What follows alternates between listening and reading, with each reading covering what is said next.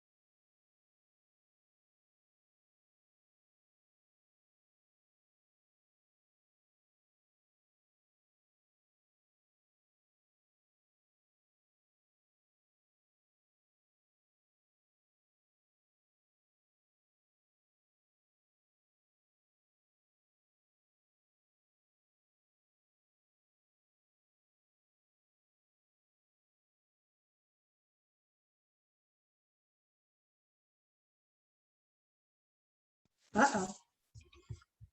I'm here. Don't worry. Hi, Debbie. How are you? Oh, you're muted, I think.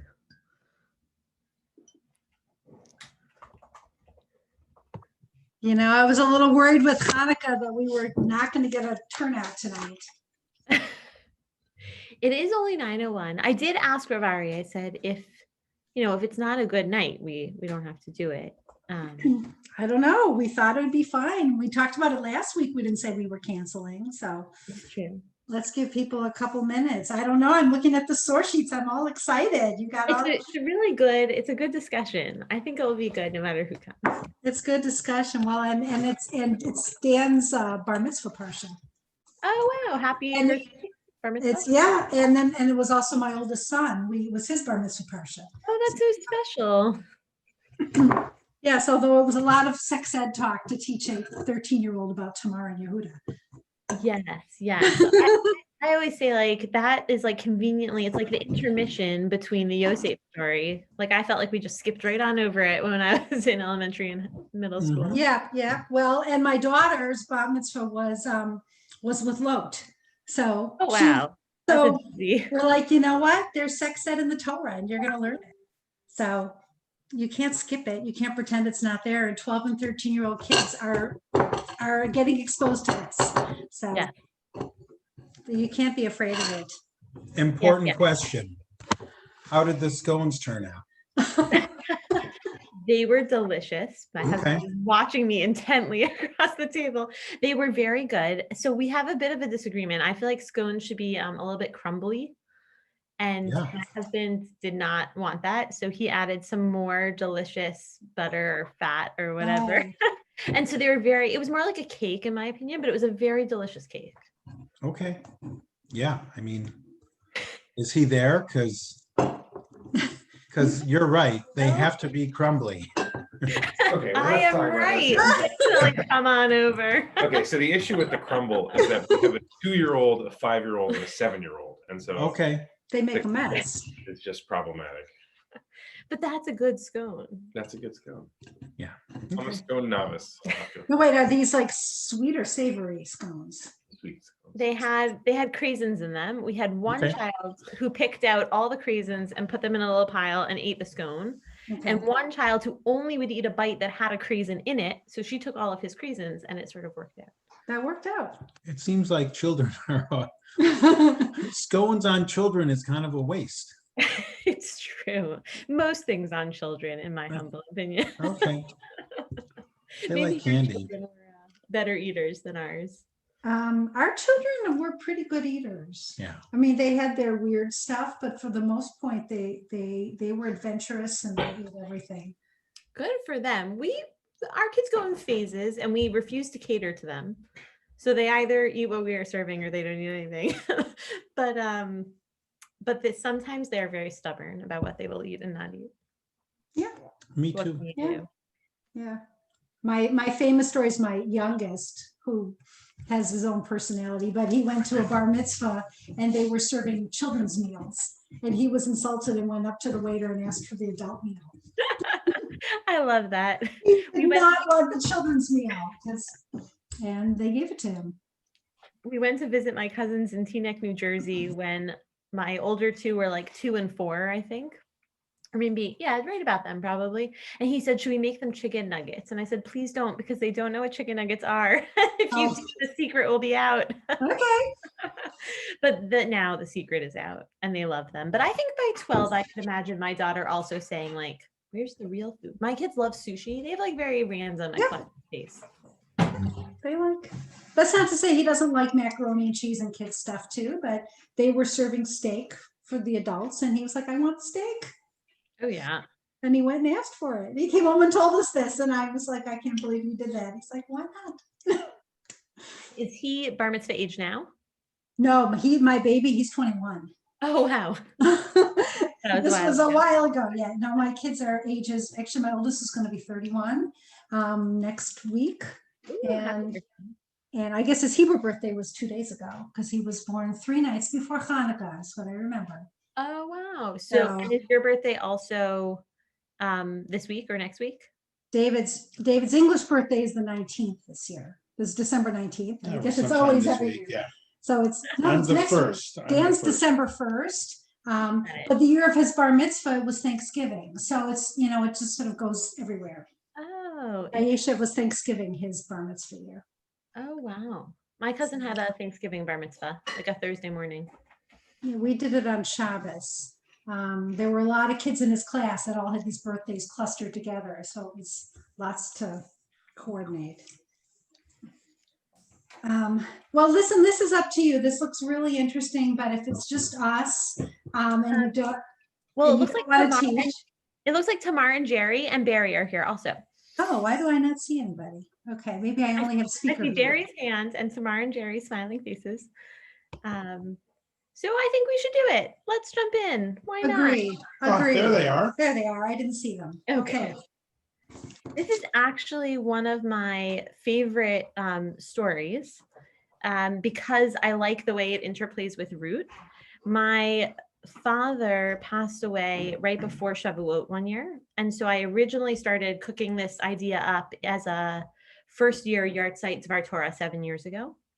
And so I want to start by just sharing one little piece, if you will indulge me, about my dad and how I think it connects to this storyline in this shiur.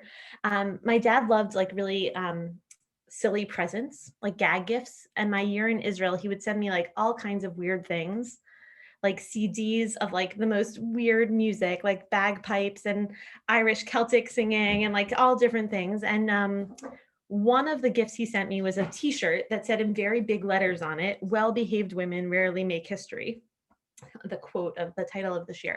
And I was like very embarrassed and I shoved it into my closet and I didn't wear it at all.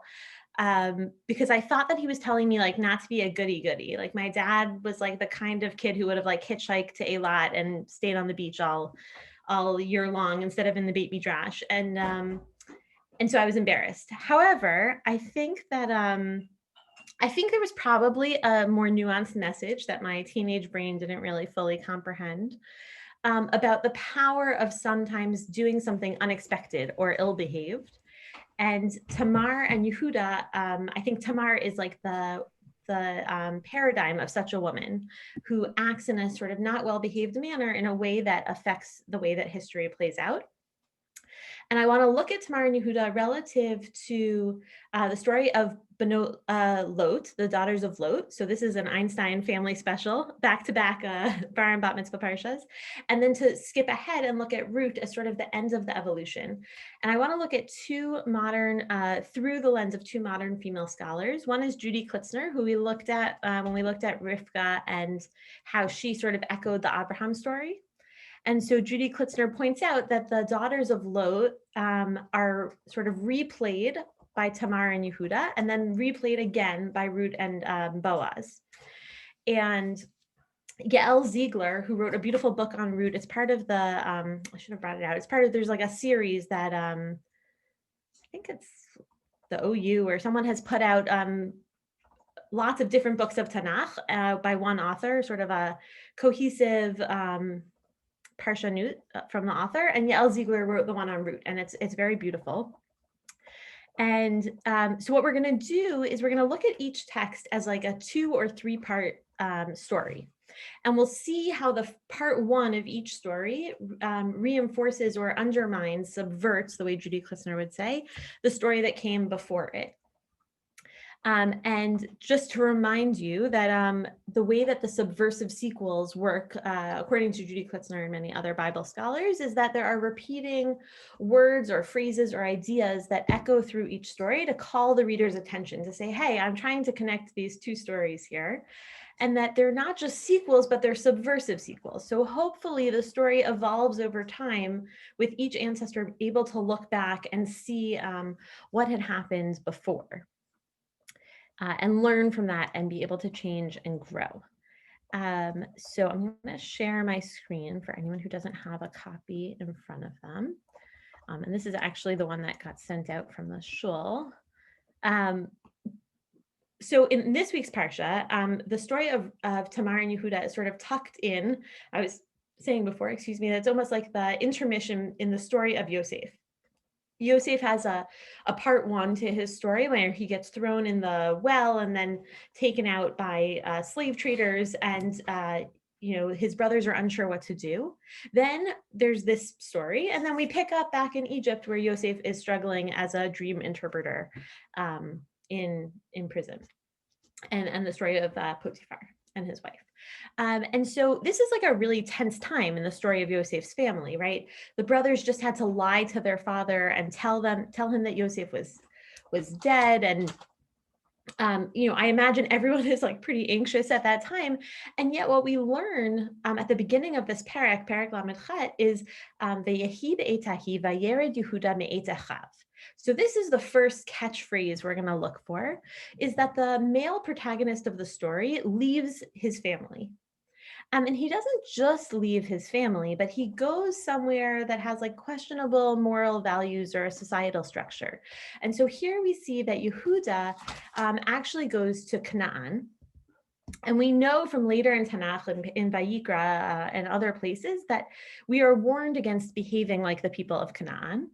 And not only does he go there, but he marries a bat ish Kanaani, a woman named Shua, a daughter of a certain Canaanite. So the opening scene of each of these stories will be the male protagonist, in this case Yehuda, leaving his family, going somewhere that is like not going to reinforce good values for that person. And then as the story goes, and I'm not going to read all of it inside, but I'll try to call your attention where I do pick up here and there. Yehuda has 3 children. And the first one, marries a woman named Tamar. And we don't know exactly what did. You can see here that it says, so funny in the way that came out here. V'yihi b'chor Yehuda ra be'enei Hashem, v'yamtehu Hashem, right? So Hashem, or does something displeasing to God, and God kills him.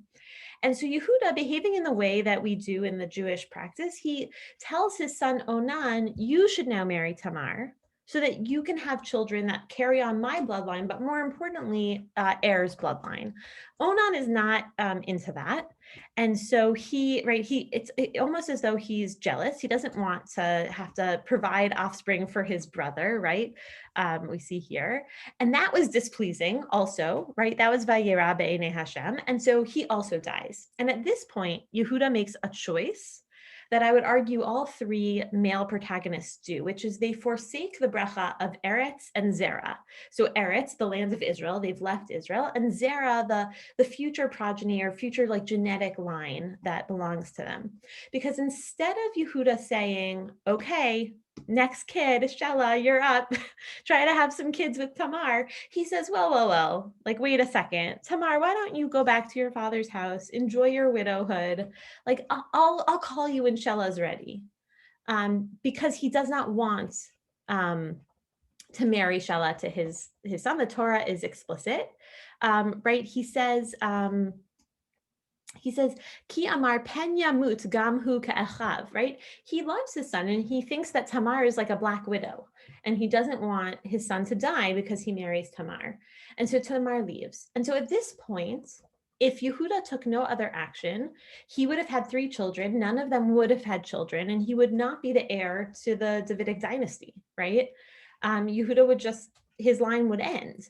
And this is a conscious choice that the Torah is telling us that he made, one where he would rather prioritize his son Shelah, who he thinks is at risk of dying if he marries Tamar, rather than to do the right thing, or even to tell Shelah, like, look, your brother Onan made a bad choice, and that was part of the consequence that he suffered. You could make a better choice. You could prolong our bracha of zera, of progeny in the world. So the stage is set in a sort of bleak way. And so Tamar acts in an ill-behaved way. She is not well-behaved. And that is Act 2. Part 2 is always the woman making a questionable choice. Right. And so here we see that Tamar takes off her widow's clothing and she dresses in a costume with a face shield, pre-corona, to deceive Yehuda. And so here we're going to see the second catchphrase, the lo yada, right? She wants to trick her father-in-law into sleeping with her, which is like a little bit yicky, but in addition to not being well-behaved. And she forces him to give her something as a pledge because she wants a payment. And he says, oh, I'll pay you. I have like lots of good sheep down at my base camp. And she says, well, how do I know you'll come back? You have to give me something, right? A pledge until you have sent the sheep. And so what does he give? This is so key to our understanding his true dismissal of Eretz and Zerah, his bracha from Abraham. He gives her his seal, his cord, and his staff. His chotemet, his pitilecha, and his matecha.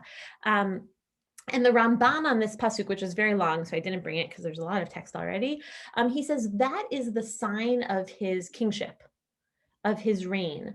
And he is so happy to give that to a harlot who might just run off with it, right? He has no pride or connection, the Ramban says, to the kingship that really is his destiny. He's so happy to just give it to someone he does not even know. And I think that it's important to see that at the end of stage 2 of Act 2, that it says that Tamar, it says, "Vatasar tzi'ipa me'alaha v'tilbash bigdei almenuta," that she takes off this costume and she puts on her widow's garb, right? Tamar did not become a harlot.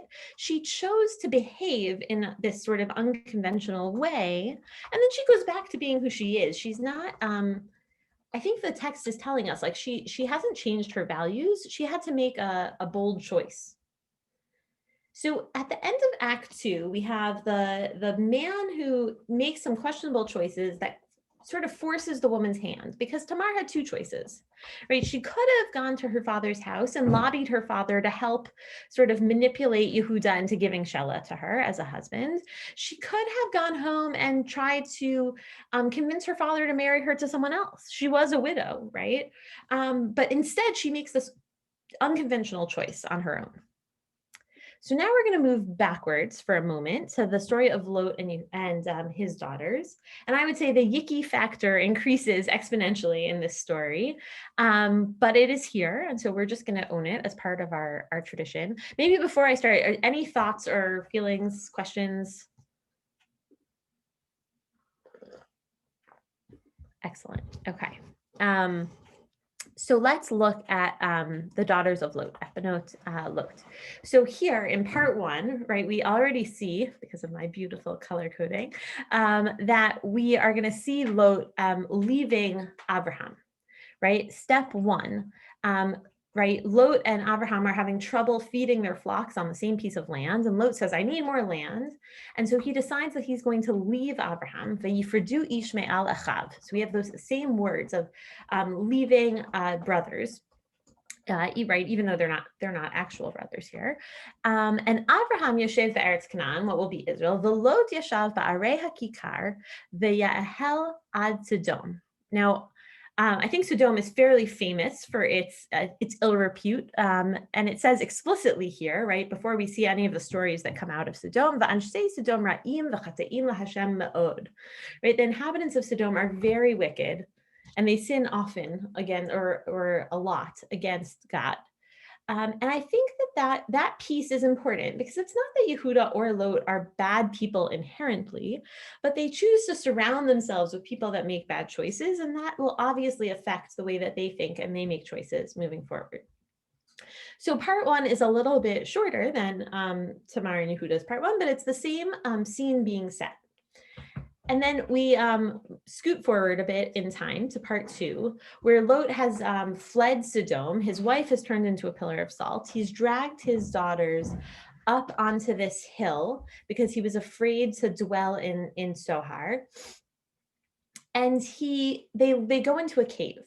And he doesn't tell his daughters, ostensibly, anything. He doesn't reassure them that they'll be okay, that they'll find a new community. He doesn't go back to Abraham or send word to Abraham. And so the daughters make a very tragic mistake in which they assume there are no more people on earth and that they have an obligation to rehabitate the earth. It is definitely a tragic mistake. It is not the same as Tamar and Yehuda in that way, but given that that's like their mindset, they make an unconventional, a sort of yicky unconventional choice to deceive their father. And again, we see the velo yada, that he did not know, right? So somehow they sort of bamboozle their father. They get him really drunk, and they go, and again, there's this uncomfortable sexual component to the story where they go and lie with their father, and they end up having children from him. Now, this is not the story of Tamar and Yehuda. This is a different choice and not a great choice. And so their children are not, they go on to be the nations of Moab and Ammon, which are not great friends to the Jewish people. But interestingly, genealogy trivia question number 1, who comes from the tribe of Moab ultimately? Ruth, exactly. So, right, we're going to see how interconnected these 3 stories really are here. That, like, unquestionably, these daughters made a very odd choice, but their choice did merit them, one of them, to be the ancestress of Ruth. And so before we turn to the root story, I want us to look briefly at the redemption of the Tamar and Yehuda story. So in our Parsha, we have a story that makes us uncomfortable, where Yehuda makes some bad choices, and then Tamar makes some like really uncomfortable choices. But it does not end the way that the Benot Lot story ends, which I think is important. Right, so we now see the introduction of a part 3. So coming back to our Parsha, 3 months after Yehuda and Tamar's fateful encounter, Yehuda is told that Tamar has been a harlot, and that they know that because she's pregnant. And the punishment for being a zana is to be burned, vatisaref, right? So Yehuda has no mercy on the surface. He learns that his daughter-in-law, who's supposed to be living a very chaste lifestyle at her father-in-law's house as a widow, is pregnant. And he says, Hotzia uha vatisaref, right? Send her out and we will burn her. However, at that moment, Tamar makes another very bold and sort of unconventional choice, because when she is brought out, she sends a message to her father-in-law, and she says, the father of my baby is the person who owns this chotemet, these petilim, and this mateh. Right, the 3 signs of the kingship that the Ramban notes that Yehuda was so happy to give away.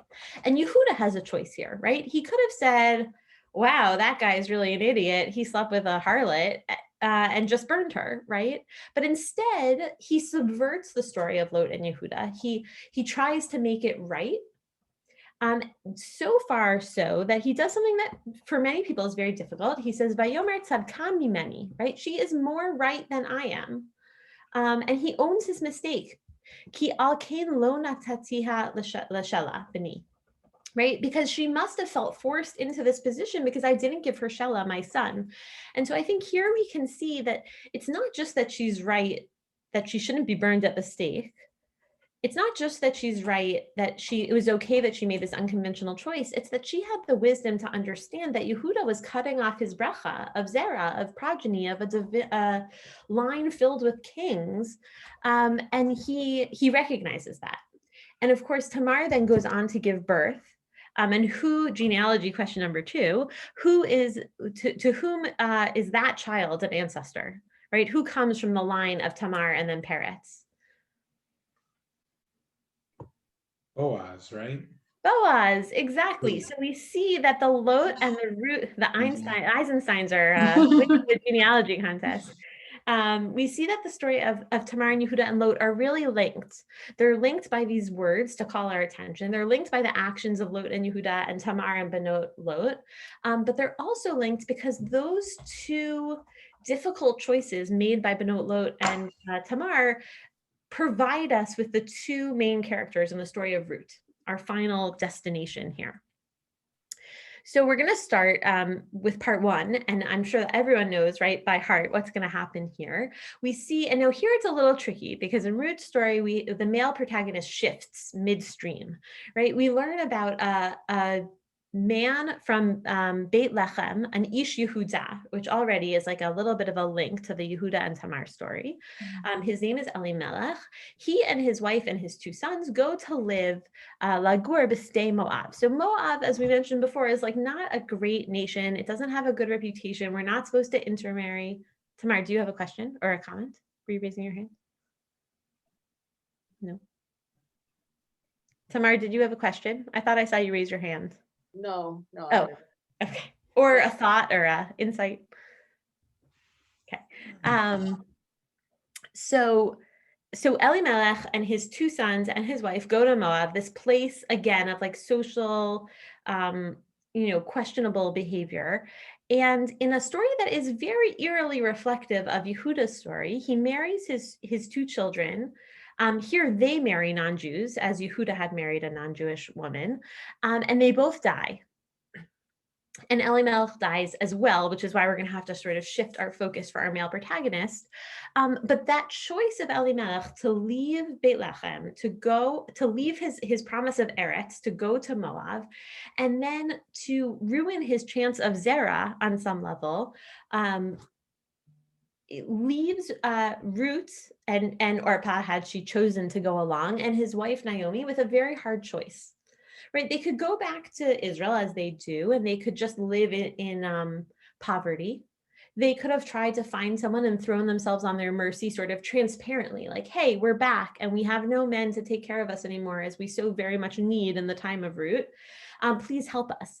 But instead, as we see in a very, I think, strong echo of Tamar, we see that Naomi asks Ruth to dress up, not explicitly as a harlot, right, but to bathe and anoint yourself, and then to do this weird sort of sexual behavior of lying at the feet of a man you don't know. So again, not as explicit as the Tamar and Yehuda and Lot story.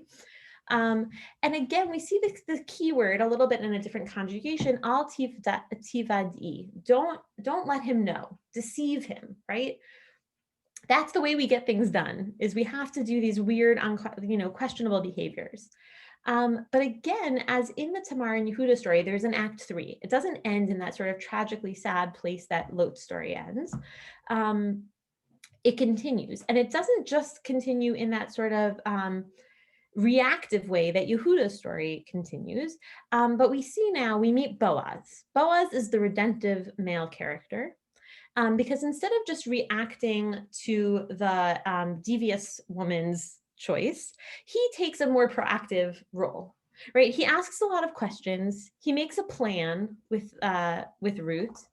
And then notably, he turns the deception on its head, because instead of him being deceived, he says, Al tivadi ki ba ha'isha hagoren, right? You slip out early in the morning so that no one knows you were here. I want to spare you the embarrassment of this unconventional choice that could taint who you are. And so end of the story, we come to a place where we've managed to subvert the the sequels, until we come to a place that feels much more comfortable. And we then at the end of Megillat Ruth, we know that Ruth goes on to give birth to eventually the person who will be the heir, who will become David HaMelech, right? She's the great grandmother of David HaMelech, right? And so that brings us back to Yehuda and back to the land and the progeny that he almost lost, but was able to regain through Tamar and then Ruth, right? So in each story, there's the male protagonist who separates from family and goes to a place where his neighbors make bad choices, and then he makes bad choices. And then in each story, the women learn that they have very little chance of continuing their bloodline outside of themselves, and because of outside circumstances. Instead of going through some more proper channels to find a new husband, each woman engages in some kind of secret plan to deceive the male protagonist. And so Yael Ziegler, at the end of this chapter in her book, concludes that the women engage in what she calls unconventional, morally questionable behaviors in order to obtain continuity. And that creates a legacy for the Davidic dynasty and our ability to bring Mashiach, which is rooted in the courage and determination to bring continuity. Right, so she sees these unconventional behaviors as actually being very bold and courageous in a way that allows us to bring the Davidic dynasty and then hopefully ultimately Mashiach. So I want to circle back all the way to the t-shirt my father sent me in Israel. And the woman who wrote that sentence, her name is Laura Thatcher Ulrich. She was a professor in the 1970s at Harvard, and she was an anthropologist. And she wrote a very long, boring, dry essay. And someone plucked that one sentence. I haven't read it. I can't say for sure, Jerry, but someone plucked that one sentence out of her paper, sort of out of context, and thought hey, this is a sort of inspiring thing to put on t-shirts and bumper stickers and mugs and whatever. And Laura Thatcher Ulrich was kind of tickled by this, that she had written this whole paper that felt really important to her, and all they got was this one sentence, right? And so she wrote an article about that sensation of being an author who has this sudden fandom. And she says that I hope that someone would take away from this that ordinary people could have an impact and to try doing the unexpected. I would like to show that history is something that one can contribute to. And so I think that the quote and her experience of it being pulled out really encapsulates my understanding of the lesson of the Benot Lo Tamar and then Ruth timeline and story, because Lot's daughters, Tamar and Ruth, are women at that time, which was a significant handicap. Some of them were foreigners, a Moabite no less, some unmarried, no male relatives to speak for them. And they did these really unexpected things that contributed to history in such a meaningful way. And I think that it's really a challenge to us in our own lives, right? That when something happens that is bad, when we face adversity, we can step down and sort of fade away, or we can do something unexpected, which might be perceived as bad behavior, and that can change the way that our family or ourself or our community functions. And we won't all have the zechut to take such a large place in the history and genealogy of our people, but we don't know, right? Certainly Tamar didn't know the stakes were so high, I would say, in our Parsha. And that is ultimately what will bring Mashiach, which is to be rooted in this courage and determination to obtain continuity throughout generations. I welcome thoughts, ideas, other people's voices.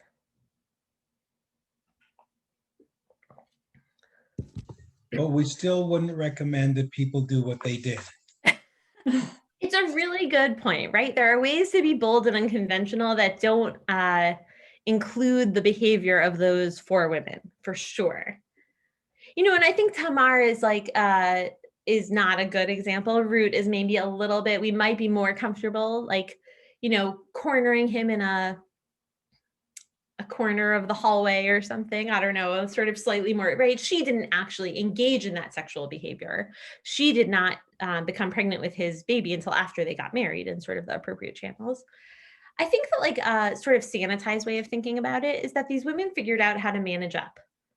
They knew that they needed to continue their bloodline, and they knew that no one was going to take control and do that with them. And so they found a way to sort of make it work. But I agree with you that it's not the kind of, this would not be a speech I would give at someone's bat mitzvah. How's that?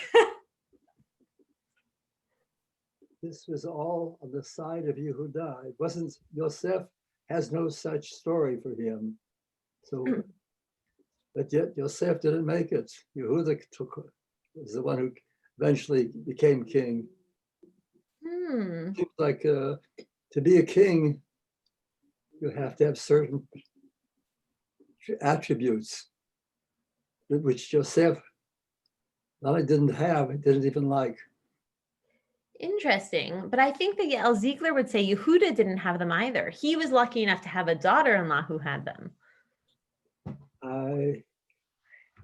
His behavior, perhaps on one side, he certainly wasn't very admirable. And his reaction once he found out was brutal. There's quite a bit, Yehuda has quite a bit of narrative, and most of it is very, very unpleasant, except for one scene with Yosef.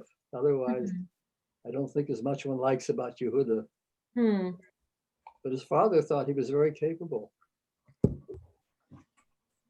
Yeah, certainly the brother interplay. And David had some of those attributes also that you're alluding to that Yehuda had. Oh, yes. And Shlomo, what went up on David already? Yeah. Yes, we hope that our good characteristics get magnified in our children and grandchildren, but we all know that's not always the case.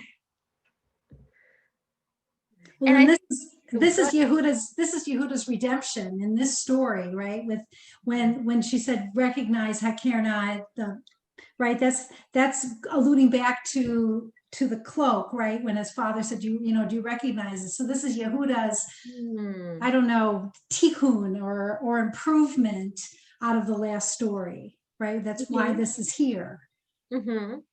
Yeah, sure. Did I say that right? I think that's beautiful, both connected to the way that he deceived his own father, but also in taking responsibility and realizing, oh, like I do want this Zerah, I do want this progeny. I don't want to burn this woman and her fetus at the stake. I want her to have this child that will fulfill my kingship and my line. Yeah, definitely. And look, I mean, I think all characters in life, and so especially also in Tanakh, are complicated, and Yehuda makes many mistakes, certainly, as do David HaMelech and Shlomo, but there is something very redemptive. And I think that the line of Yehuda when he realizes his mistake is so powerful. This tzadka mimeni, to not just say, forget it, I made a mistake, but to say, she is more righteous than I am. Is a very powerful trait, to be able to acknowledge your mistakes and praise someone else's actions.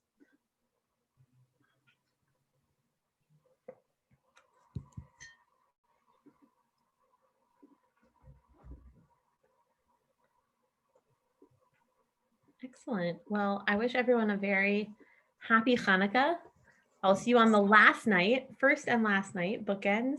Rav Ari asked me to do something a little bit more Hanukkah related. So I'll have to take a look at the Parsha and see if I can weave in some Parsha, but there'll definitely be some Hanukkah in there.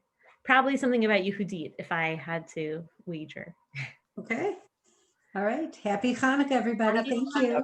Happy Hanukkah. Thank you. Thank you very much. Sure. It was nice to see you guys. All right. Have a good night.